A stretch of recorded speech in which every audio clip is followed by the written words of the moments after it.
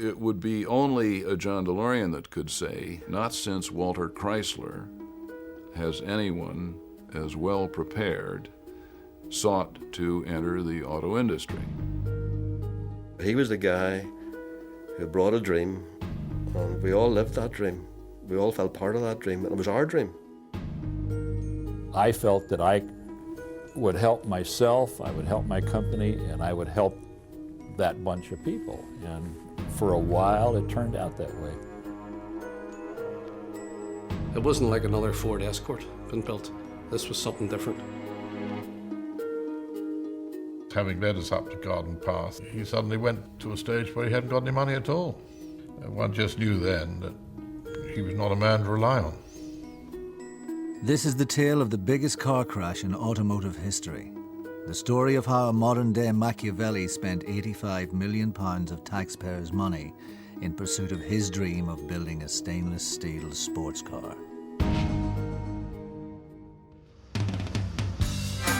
Nearly a quarter of a century ago, the only sports car ever built in Ireland ceased production. The car was as controversial as it was non-conventional. Gull-wing doors, stainless steel skins, and a cost to the taxpayer of around £275 million in today's money. It was the DeLorean DMC-12. It's the first time I've driven a DeLorean. I've obviously heard lots about them over the years, especially when the factory started up here. There was a lot of excitement in Northern Ireland about building a sports car. I think the look of the car is fantastic. It still looks very striking today. Designed as a sports car for the masses, its future-proofed film star looks fast-tracked it on the road to stardom.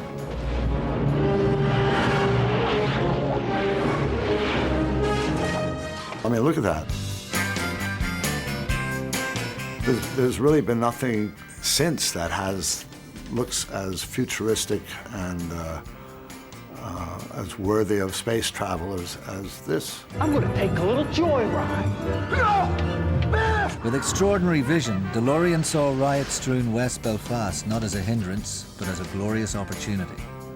He was going to build a car in a state-of-the-art factory, make a lot of money, and have his name mentioned in the same breath as Enzo Ferrari and Ferdinand Porsche. He almost succeeded. If this had been a Ferrari instead of a Ferrari badge on it, it would have sold. The story begins 3,000 miles away in another industrial city, Detroit, car capital of America and home of some of the biggest gas guzzlers on the planet. John Zachary DeLorean was its rising star.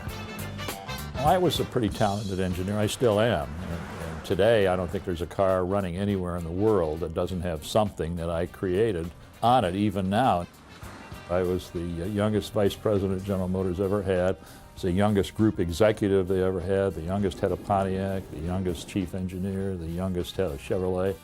He was the youngest general manager by far, and I don't think anybody had ever achieved that at that age. He almost quadrupled Pontiac sales during his time with the division, which was a phenomenal achievement.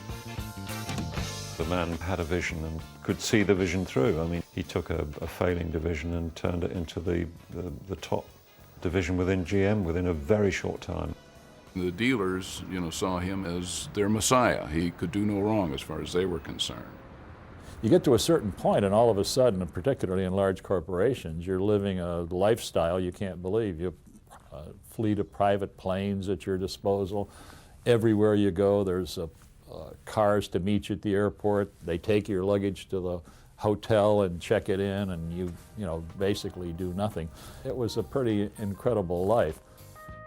He was outspoken. He was a little bit off-center. He was dating starlets and so on, which is not the normal procedure at General Motors at all.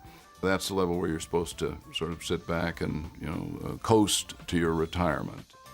By 1973, he was tipped for the top job at General Motors, but he wasn't the type to be constrained by corporate politics. It was time to go it alone. Instead of GMC on the boot, John wanted the badge to read DMC. I think it sort of came to me one time when I was making the new car announcement, and were telling the dealers and the public what a dramatic and miraculous new car this was. And it really wasn't. It was the same old car with the fenders bent a little bit differently. And so I thought, I just can't keep doing this. And so I decided to go off and try to do something more ethical from the standpoint of something that would last. And that's where the stainless steel car concept came from. DeLorean left General Motors with little more than a few ideas sketched out on the back of an envelope. Needing someone to give his vision life, he approached the man considered to be the most innovative car designer in the world, the Italian Giorgetto Giugiaro. DeLorean's unique concept was to produce a rust-proof, eco-friendly sports car with safety of paramount importance. The designs were stunning. It was christened the DMC-12 and would retail at just $12,000. But building this car wasn't going to come cheap. DeLorean had little or no money himself. He had to find backers, fast. With only a concept car to sell, the Silver Fox approached his old friends, the car dealers, to help him raise capital for the project. They didn't let him down, and soon he had the first $8 million in the bank. But this was small change for what was really needed. Never one to miss an opportunity, John figured that rather than go to the traditional car makers, he would exploit countries with high unemployment. The Industrial Development Authority, the IDA, came along to me and they said some of their people in America were talking to a man called DeLorean, who had a project for a revolutionary new type of car. When the IDA gave a sort of indicative offer, he came back a few days later and said that he had a higher one from Puerto Rico.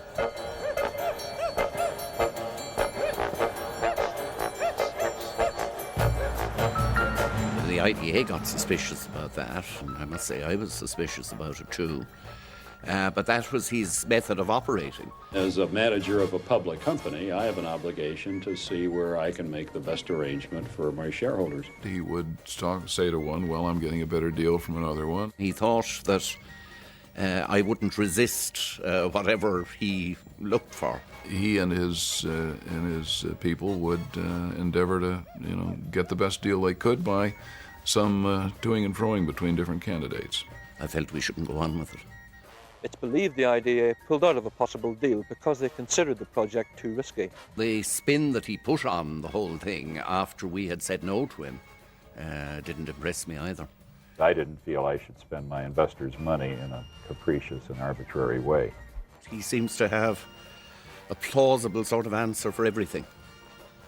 And I'm suspicious of someone who has a plausible answer for every difficulty, because some difficulties are huge and they can't be overcome that easily. With the Irish out of the way, the Puerto Ricans thought they had the deal sewn up, but they hadn't reckoned on DeLorean's blatant opportunity. He had heard of a place even more in need of a good news story and a government ready to invest. He took a call from Belfast. 10 years of conflict had left almost 2,000 people dead, and the highest unemployment in Western Europe made Northern Ireland an investment-free zone. The Labour government was desperate to get men off the dole and away from the paramilitaries.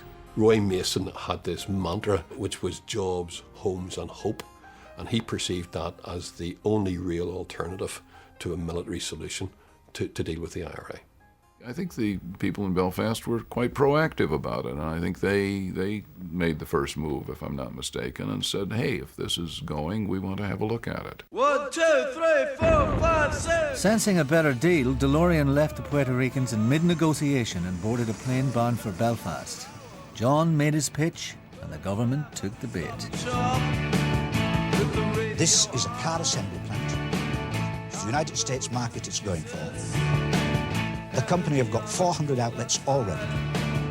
They've got private investment behind them. They've got 30,000 orders already for the car. Back in New York, the Puerto Ricans thought all they had to do was sign on the dotted line. They had no idea there was another player at the table. Did you get the impression at the time that you were negotiating it that you were involved in a race? I was involved with competition, yes, but not a race. Were you playing one off against the other? I think that's making it sound a lot cruder than it was. The British and the Northern Irish Development Agency secretly did the deal in just 46 days. The Puerto Ricans were still stuck in their New York hotel.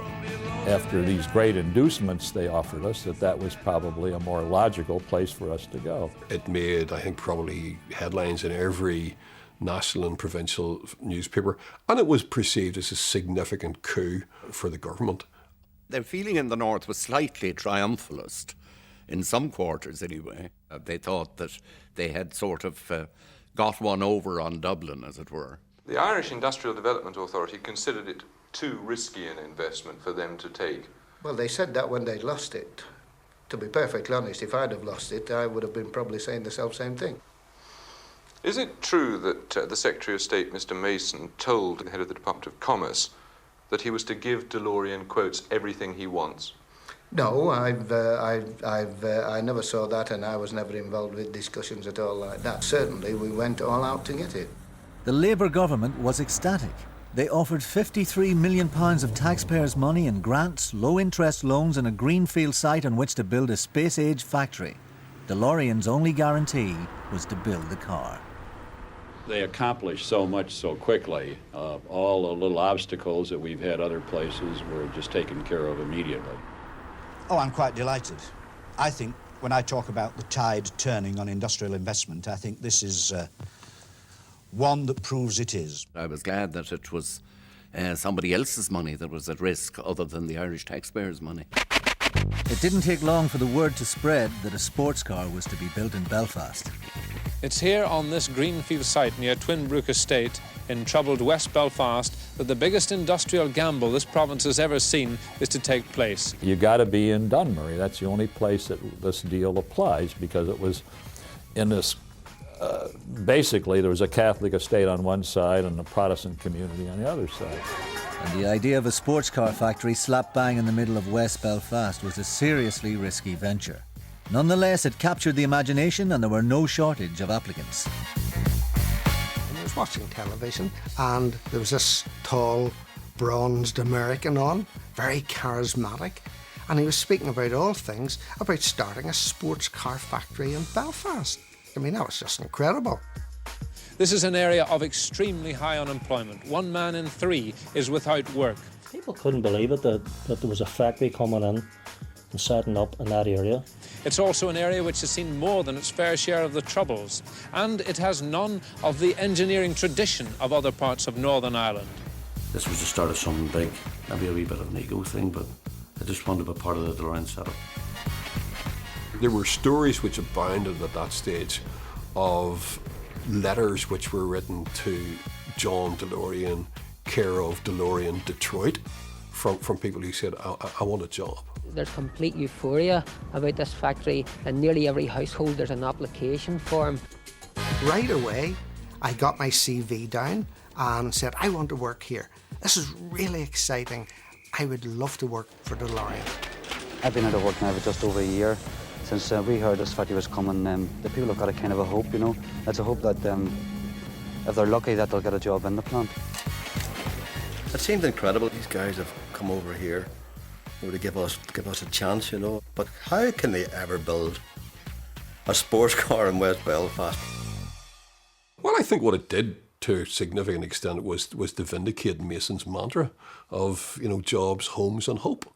And here were jobs in something that was tangible, that had something of an international reputation, and it was hope. The pieces were falling into place. DeLorean now had the land, he'd secured the millions, and the people were ready to build the car. The only thing missing was technical expertise to turn his prototype into the real thing. He turned to Colin Chapman and his Lotus Car Company. Lotus was a prestige mark, but the company was short of cash, and Chapman had no experience of mass-producing cars. The appearance of DeLorean on the scene was manna from heaven for Colin Chapman. Here was the customer to beat all customers. We were going through a fairly difficult period with car manufacturing. It was not the best time. And he was just attracted to the prospect of the money that the program would generate. John was a user, and he saw Chapman as somebody he could use to get his car built. Simple as that. Promising to get the car into the showroom in just 18 months, he headhunted the top 3 engineers in the business. But in true DeLorean style, he told each they had sole responsibility for the car. I joined DeLorean on the basis that were prototype cars in existence, and I had driven one in California, in fact. And I thought it was a question of developing an existing prototype car into a production unit, which I thought was just about on in 18 months. But having joined and really got into it, I found that not only was I not the only chief engineer, I was one of 3, and that the old car was being redesigned totally in the image of Lotus. It was almost a Lotus Esprit with a stainless steel shell.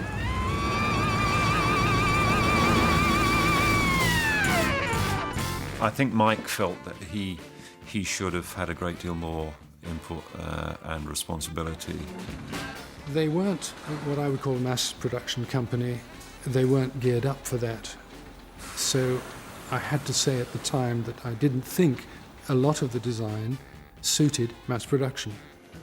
In reality, we were told to evaluate the prototype that they brought with them, but in all other respects to just simply ignore them, which was quite difficult. But that was the agreement that DeLorean and Chapman had obviously had. Putting the design and production teams on opposite sides of the Irish Sea started to cause problems. Things were beginning to slip. The only thing that I didn't like too much was the intrusion into the door opening. It wasn't polished and professional. We really have to look at how we do that. Where you've got We used to go for 1 day a week on a regular basis. But when I was there for the week or more, there was a tendency for Lotuses to be wheeled out and DeLoreans to be wheeled in. I mean, surely it was part of the master program anyway. I know Mike employed people to come over and sit with us over at Lotus to try and demonstrate that we weren't perhaps doing things in the way that he wanted them done, but nothing ever came of it. The latest sketch was the one we've got now. Well, my guys can't even get them. Caused a few exciting episodes in board meetings and so on, but usually Mike rushing in and out. I think there was something captured on film at some time. Cheese off with this. I will go and get some personal copies. We got the idea, or the impression, if you like, that we were not exactly interlopers, but we were getting in their way. Yet we had this overwhelming urgency, if you like, and desire that it should be right by the time it moved over to Dunmurry. With time running out, DeLorean had to compromise on his original vision. Instead of a $12,000 safety car, he now had a modified Lotus Esprit costing twice the price. To speed up production, parts were brought in from other manufacturers. Some of the interior came from Volkswagen, the brakes were from a Ford Cortina, the chassis from GKN, but perhaps most controversial of all was the engine. A V6 PRV from Peugeot, Renault and Volvo, rear-mounted, liquid-cooled 2.85 litre single overhead camshaft. But because of the car's weight, 0 to 60 took a leisurely 10 seconds. To put that engine in the back was madness. It looks awful, it sounds awful, and it's got no power, so you couldn't have picked a worse engine. Now that's nice the way that comes up. And then voila! Look at that. There's nothing. Thereby I rest my case, my lord. It's such a shame. But at the heart of a sports car there has to be an engine. On the 2nd of October 1978, work began in transforming a muddy bog in West Belfast into a future-proof car plant. The deal gave DeLorean a government subsidy for every person he employed. A disused carpet factory was used to recruit and train a raw, inexperienced workforce. John was taking a calculated risk. All the workforce were all local and knew nothing about producing cars. There was a lot of scepticism. People kept on referring back to, well, sure, the last time the Northern Irish did a big job was the Titanic, and look what happened to that. We have never built a car before, and a hell of a lot of the management haven't built a car before. So therefore, it is a learning process for everyone. I think my past number was 55, I think it was at that time. So I was the 55th employee at that stage. The very first day that I started in the place, these huge, like, prehistoric monsters, the big earth-moving machines, they were trundling up and down, levelling the land. When we built that body shop, which was a 177,000 square feet factory, and as the roof was going on, we were designing the production equipment, the layout. And as the roof went on a section, we did the floor with the layout for the conveyors. And this is a completely new process. No one has ever done this before. I can remember during the building phase looking at the size of the buildings and saying, can you ever see this place filled with cars? And quite frankly, it really, I couldn't see it, but I said, someday it will be. In a way, it was nearly like sort of picking some space-age edifice and just planting it down in the middle of Belfast. And there it was, like a giant flying saucer landing on the place. The whole thing of not only a car plant coming into what was on the periphery of West Belfast, but also something that was totally new, something that was a new technology, something that was a new shape, something that was innovative. It wasn't like another Ford Escort been built. This was something different. The whole thing was at a most furious rate. Even Ford, at that time when they were asked how long it would take to develop a new car, they mentioned a figure of 5 years. This, to my mind, was one of the most exciting things of the whole project, was the speed that it all happened.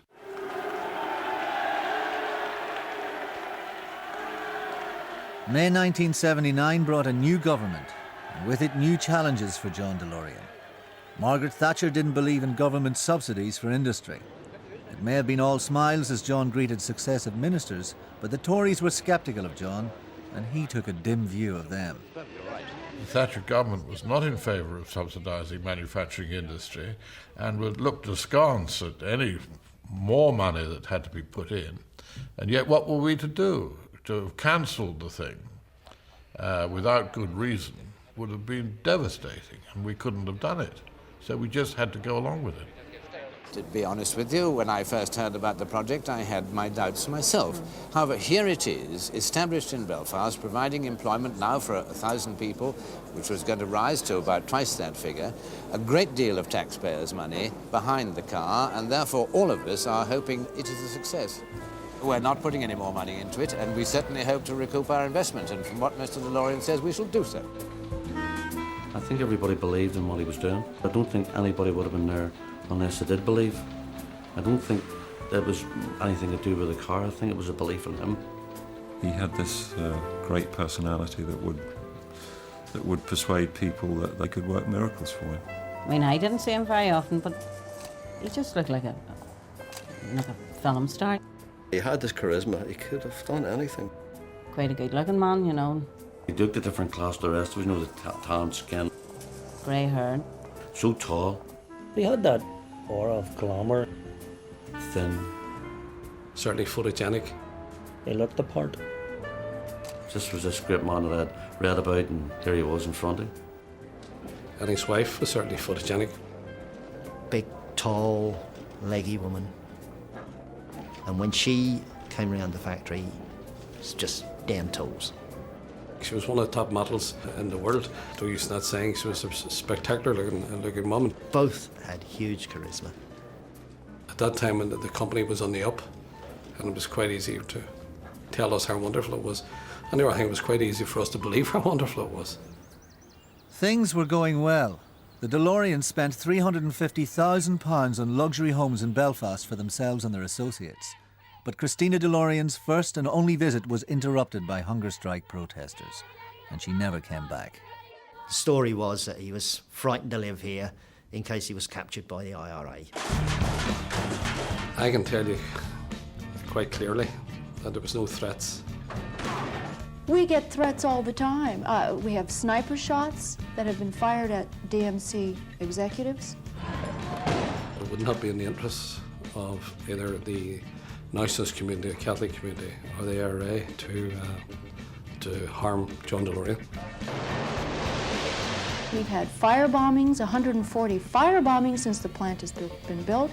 I think myself that perhaps DeLorean maybe wanted to use it as a bit of an excuse.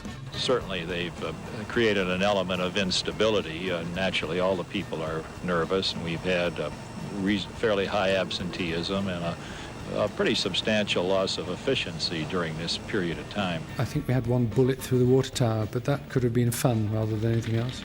It was a little tricky when we came back on the night Bobby Sands died. I had to find my office had been burnt down, amongst other things. As Harold Macmillan might comment, a little local difficulty. I think it was quickly realised that if we allowed the troubles outside to come onto the shop floor, then there was a danger that the whole thing could collapse down around us. The only politics we have is the fact that everybody prior to it, the vast majority of people are unemployed. We had been told there's not going to be any bunting, there's not going to be any union flags, there's not going to be any pictures of the Pope, there's going to be no pictures of the... We're going to keep all that out.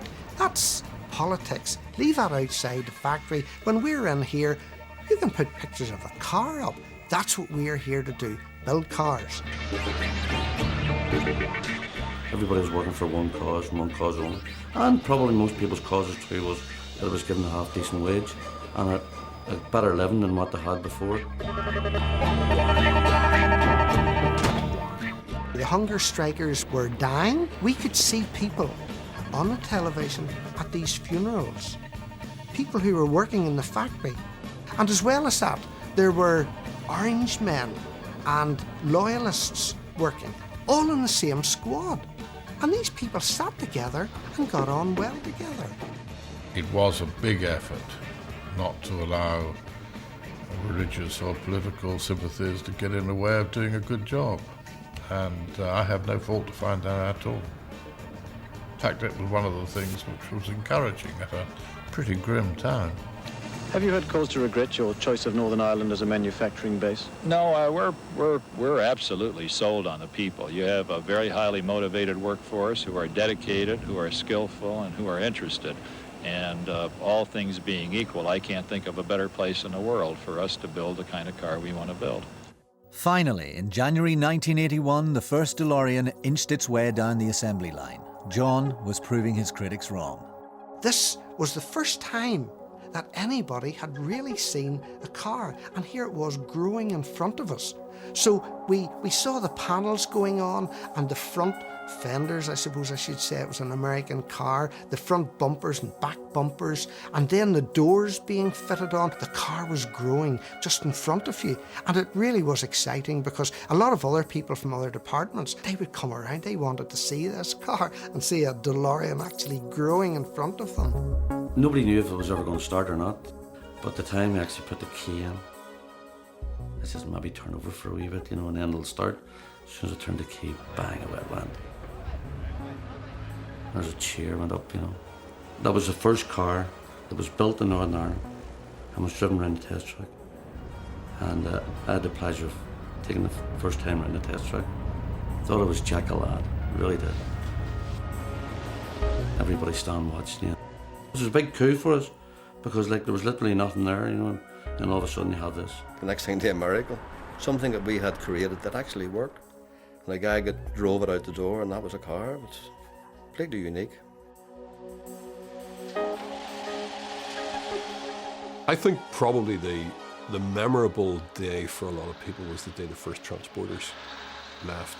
That, I think, for a lot of people, particularly the workforce, it gave them the impression, hey, this is going to work. There was 379 cars left the factory in the first shipment, and everybody watched them leave the factory. They were transported down to the docks facility. They were driven onto the boat, and it's fair to say that most of the employees in the factory turned up that day to see the cars disappear. That was the first batch of cars that left the factory, and that was a day that none of us could actually see that ever happening, but it did happen. It was an immense occasion to see these cars trundling down onto the dock and driving up into that cavernous ship. Amazing, yes, tremendous feeling. On Easter Sunday 1981, the first shipment of cars left the factory bound for America, and DeLorean secured another £17 million loan from the government. The DeLorean is one of the most awaited automobiles in automotive history. Drive the DeLorean. Live the dream today. The first shipment of 379 DeLoreans is already here, not so much launched as landed on the American market. The port of entry was Long Beach. The best sales prospects are in California, and here too, in a suburb of Los Angeles, is the car's first service center. There, the DeLoreans are lining up for their customers, the 10 or 12,000 buyers already known to be interested in a $25,000 car. When the cars first came over, a lot of them were charging well over list price for the cars. The car was a classic. You know, we need it, and we want it, and so we're going to charge the punters over the odds for these cars. That's how much in demand they were when they first hit the market in America. The number of people we could attract who said, "Can I leave a deposit for the car?" And we said, "No, we're not taking any more deposits." It got to such a point I said, "The only way we'll take a deposit is $5,000 cash, and don't bug me." The customers were lining up in their droves, unaware of the problems that awaited them. The first 400 cars were totally rebuilt by Dick Brown in the States. Stripped down, rebuilt. I forget how many hours it was per car, 400 hours, something like that, 500 hours. An enormous amount, bearing in mind that the production time was supposed to be 50 hours. The first cars, they're dogs, really were dogs. They were through together with an inexperienced production line. Rough. Needed a lot of retrofitting, yeah. To be quite honest with you, there was a few people in it. I mean, managers and directors were sort of like hoping that the first load of cars going onto the boat, that the boat sunk. So they could maybe claim the compensation and didn't have to sell the cars as such. I certainly wouldn't have bought one, you know. And I loved them, you know. It was just getting everything to fit. That was the biggest problem. You know, you were putting a skin on. There mightn't have been anywhere. There mightn't have been a bolt, a hole for the bolt to go into. But that was all part of the design of it. You know, the fun of it was like a mechano set. Bits didn't fit. We made them fit. All the cars we built, no two were identical. Each panel that you would have put on had to be slightly altered. We had boys that worked on the production line that did that. You know, it just didn't fall into place, and that was probably the biggest problem we had. They had to get to the market fast to earn money. We had a lot of problems, particularly with doors. Doors were a major problem. They were rough, but then again, they were directly from Lotus Design anyway. So.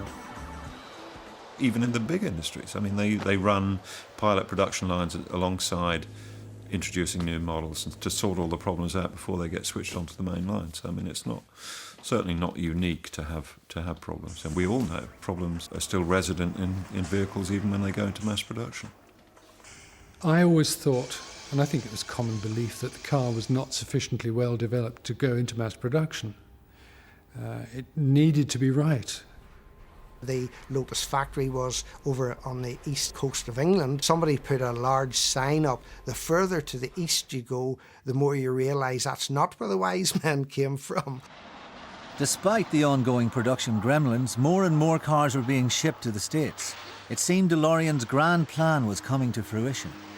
Suddenly, without warning, the DMC empire was rocked by allegations from an insider. A trusted aide, Marion Gibson, delivered a financial bombshell, alleging that DeLorean had misused taxpayers' money to fund a lavish lifestyle and had not put up the amount of personal cash that he had claimed. She brought his personal files across the Atlantic and gave them to one of DeLorean's most vociferous critics, MP Nicholas Winterton. She is a British subject working for an American company, gravely concerned about what might be the impact of the actions of the DeLorean enterprises upon Britain, and particularly upon Ulster and the people of that troubled province at this time. Every cent we spend is a subject of an audit. There's nothing. I've never locked my door. I've never locked a drawer. I've never locked a file. We have nothing to hide. I was aware of her claims, and I was aware of Winterton's interest in it, which was quite important, but at the time we did our best to discount it.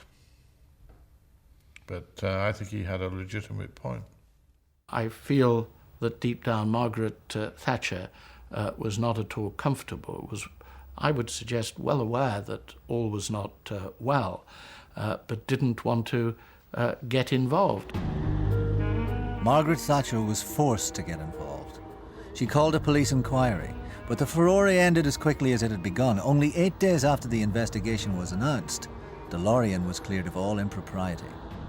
Do I think I was right to draw the concerns to the attention of government? I do believe to this day that I was entirely justified.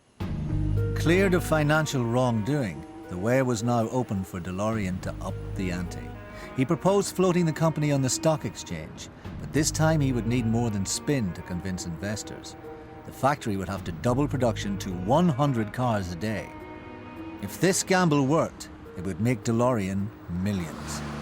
The headlines in the local paper was, "More jobs for DeLorean." Everybody was so excited. Instead of just the 2,000 that had been promised, John DeLorean was going to give us 2,700 jobs. This was great news. Could I turn to this sheet first, please? It's the Contracts of Employment Act 1965, the Terms and Conditions of Employment.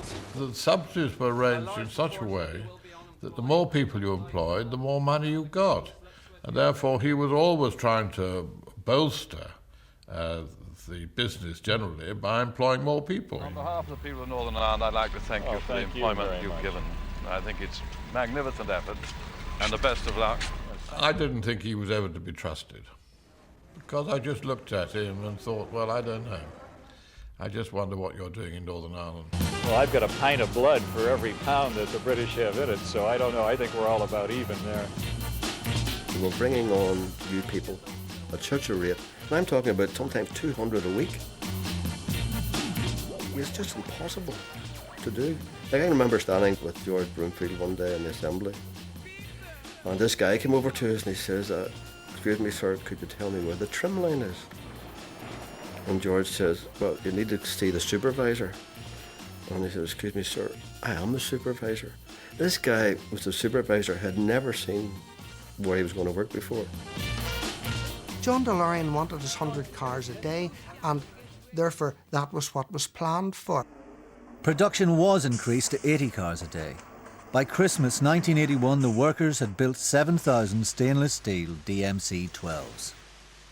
At the end of '81, we had a big party with all the management because we were celebrating the fact that these guys had done such a tremendous job. The company was profitable, everything was working well. Across the Atlantic, there were events even DeLorean couldn't control. In the US, disaster struck.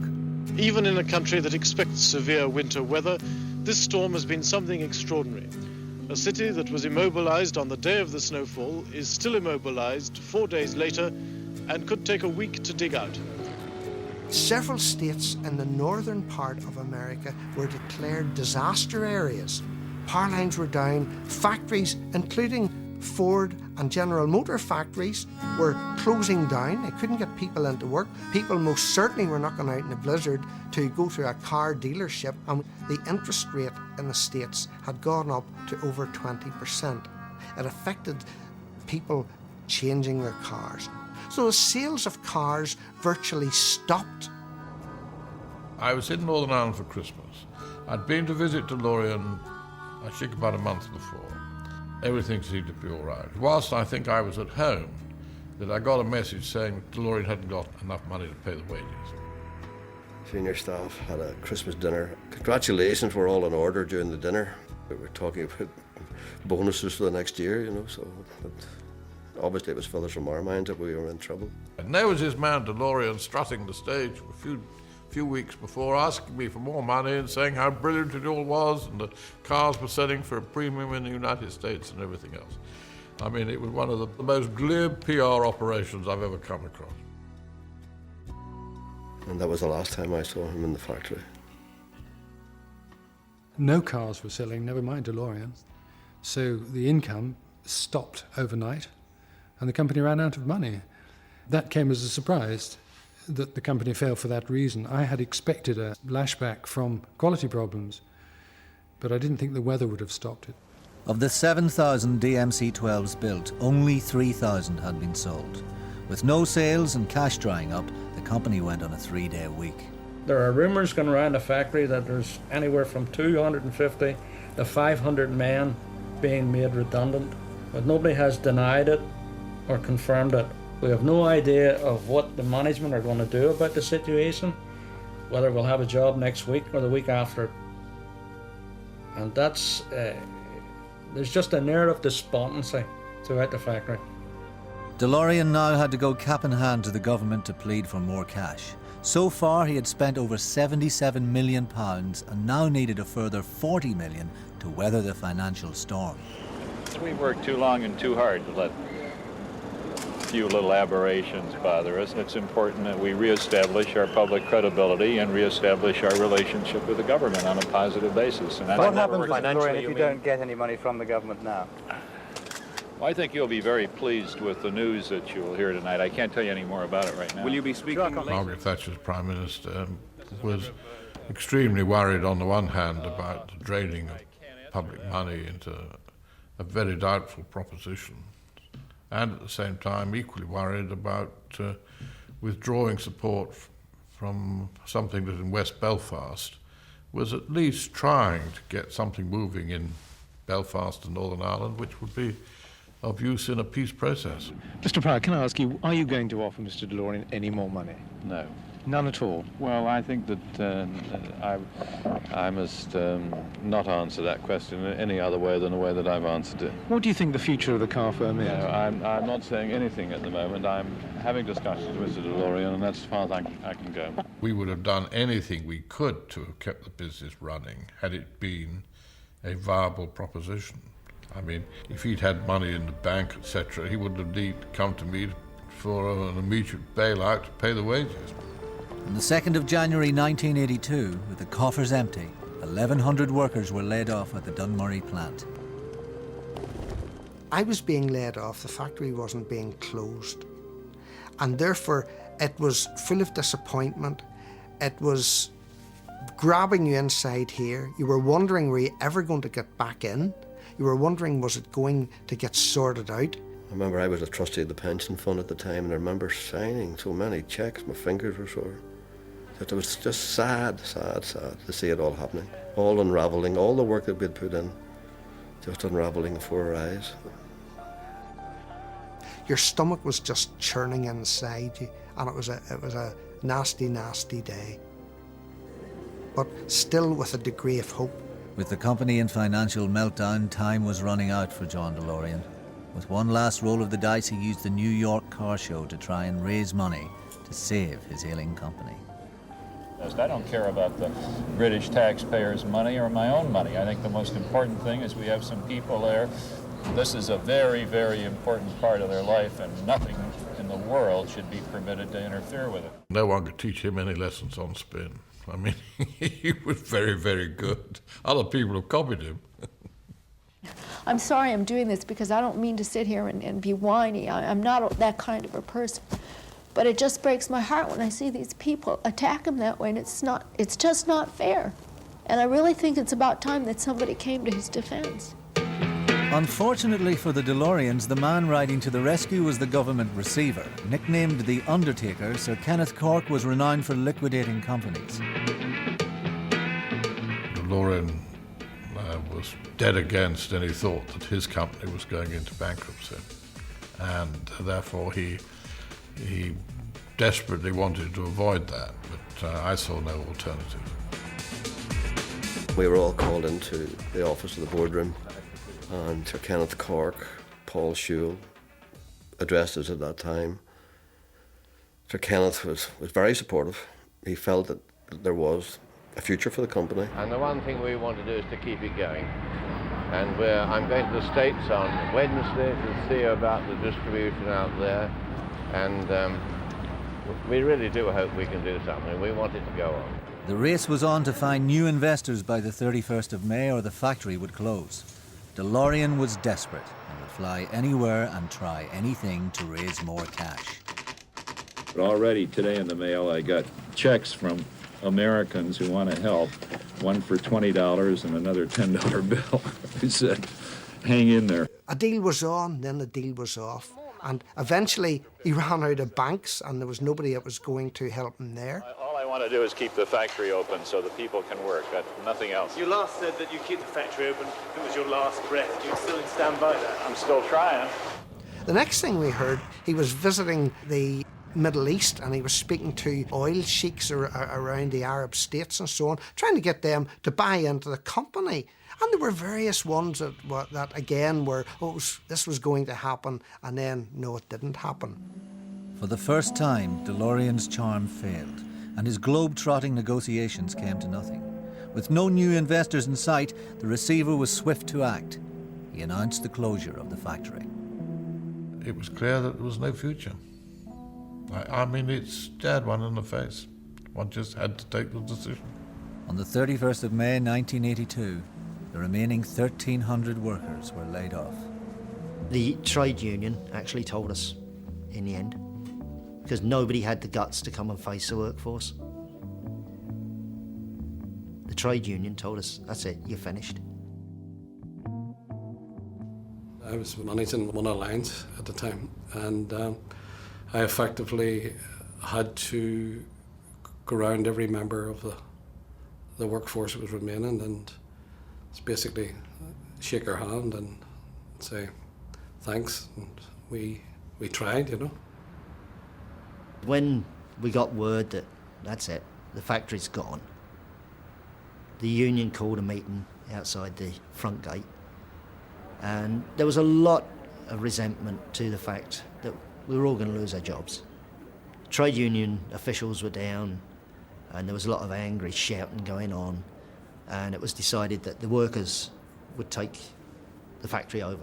We will fight Jim Pryor and we will fight Maggie Thatcher if need be. I took part in the sitting. I was the first one over the gate. I think it was 256 of us. Climbed the gate, stormed the gates, like the storming of the Bastille.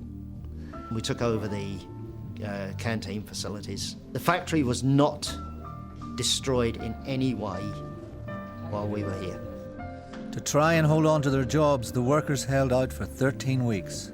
Belfast was still the unemployment black spot of Western Europe, and the men knew that if the factory closed, the prospect of them finding another job was virtually nil. But their best efforts were in vain.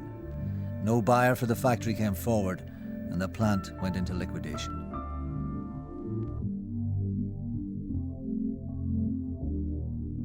I told Cork that he'd got to finish the thing off because I knew what was going to happen and Kenneth Cork didn't. The arrest of John DeLorean, he's charged with drug offences. Yes, I was tipped off, yes. Mr. Pryor's officials say they didn't know. They're shocked and baffled. John DeLorean is due in court within the hour. The former head of the DeLorean car firm faces drug conspiracy charges. And if he's found guilty, he could go to prison for up to 15 years. I was very surprised that a person of that stature in the business world would involve himself in that kind of a crime. There's a lot of individuals who commit crimes for the first time. There's always somebody who goes out and robs a bank. It's the first bank he robs. If you get presented with some information that somebody wants to deal in large amounts of drugs, you have to investigate the case. You can't ignore it. Early this morning, DeLorean's wife, model Christina Ferrara, flew in from New York to be with her husband, but had little to say to reporters. I just found out a few hours ago. I know nothing. I caught a plane. I'm here. I'm here to be with my husband. There's nothing I can say to you because I know nothing. DeLorean had been in secret negotiations with supposed bankers to raise the millions his company needed. While putting the deal together in a Los Angeles hotel room, he had been enticed by the prospect of making even more cash by trafficking cocaine. He had been dealing with undercover agents all along, and they had it all on tape. It was a classic FBI sting. If found guilty, he would go to jail for 15 years. It was one of those defining moments. I can also remember when Kennedy was killed, and I can remember September 11th, where I was and on those occasions. And I can also remember where I was when I seen the DeLorean thing on television. Between this and the other, it'll generate about 4.5. The other two were worldwide catastrophes. The DeLorean thing was a personal catastrophe.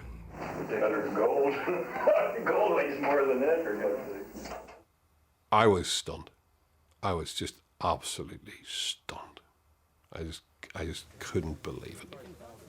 And I think about 2,000 other people were, you know, the same. It was just an amazing piece of film. A lot of success for everybody. Gentlemen, for all your phone calls. Thank you. You don't want to presume guilt, but my goodness, they did seem to have him red-handed, or white-handed, as the case may be.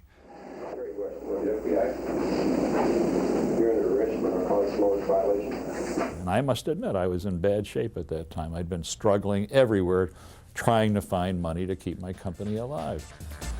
There was no crime committed. I never gave him any money, I never took any money. I had nothing to do with it. I was just a man who was a victim of being stuck in the middle of this whole false scenario.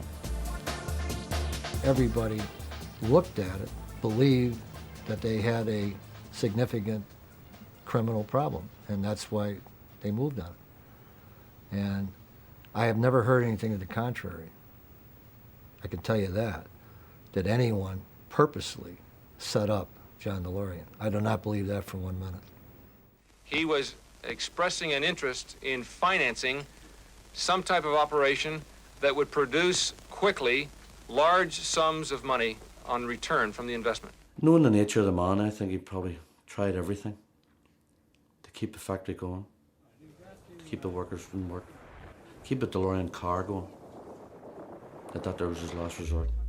The DeLorean drug celebrity trial soon became a media frenzy. In the full glare of publicity, John DeLorean was forced to answer some harsh questions. During the first 53 years of your life, did you ever do anything dishonest, illegal, or immoral? Yes. It was a defense idea to put him through the lie detector test. Even DeLorean couldn't spin his way out of this one, and soon revealed his ruthless streak. Or did you ever cheat someone or take advantage of anyone in a business deal?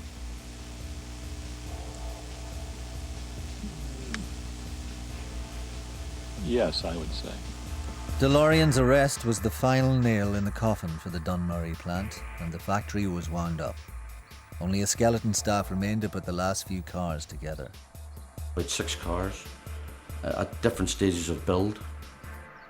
So we were there right up until February 83, building these last 6 cars. So literally they were the last 6 cars that left the factory. And they were all built like in a family business type. They weren't built on an assembly line. People with the different skills would have formed a team and finished the car off.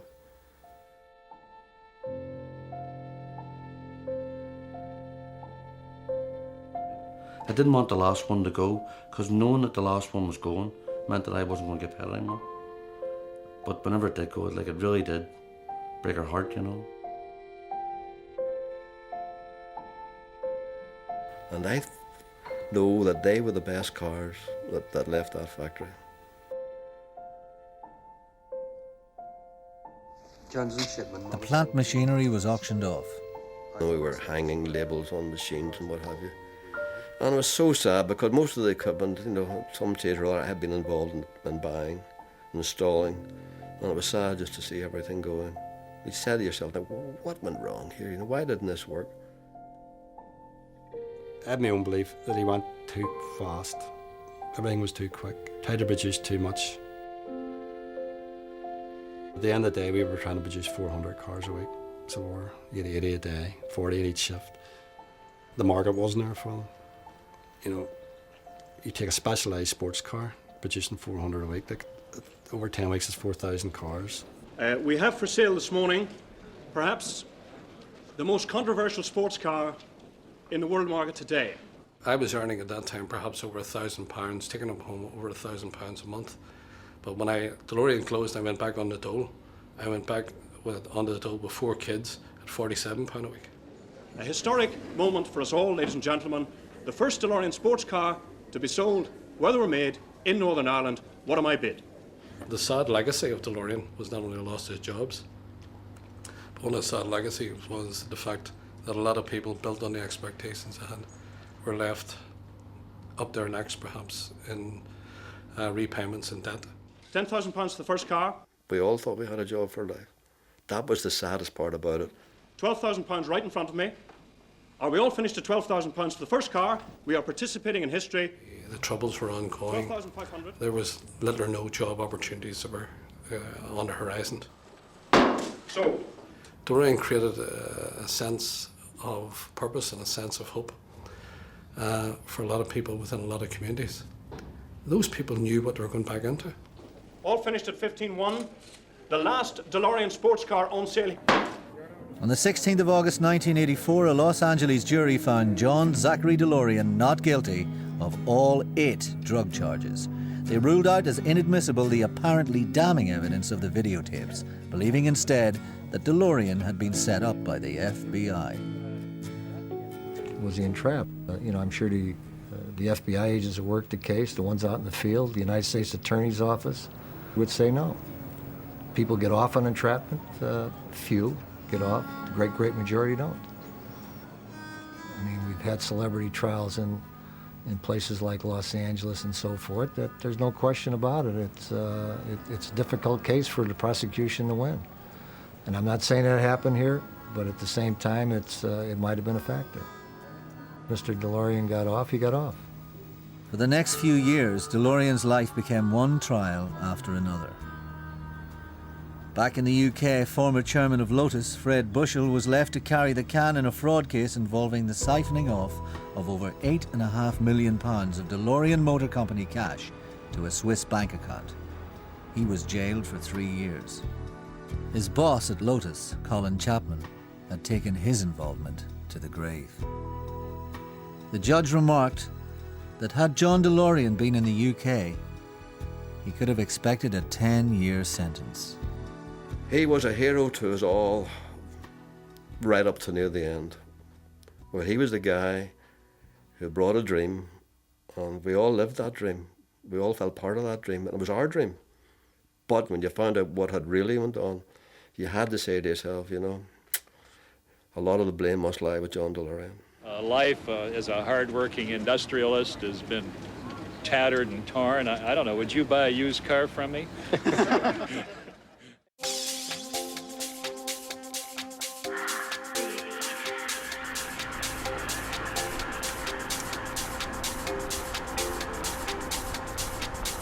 I had yet to meet anyone who worked for DeLorean who did not enjoy their time there and look back upon it as one of the happiest days of their lives. Well, actually, I found it quite attractive. And I think the first few that came off the production line sold for a premium for the first few days. There was a sense of bitter disappointment. But that was tempered with an enormous amount of pride. They had done something that nobody else had ever done. They'd done something that Ford said couldn't be done, that Mercedes said couldn't be done, that Porsche said couldn't be done, and they did it. I hear from John time to time. He phones up, usually with some new interesting project that he's got, and wondering whether I'd love to go over to Long Island and run the project for him. Would I be attracted to that? It's very difficult. Never say never, they say. Something inherent about this thing that just says future. I mean, even I feel it even does today. I mean, this does not look like it's dated. It's still, if you saw one out on the road today, you'd still say, holy, look at that, Anyway, it's such a shame that it didn't work out, this car, because it would have been good for everybody.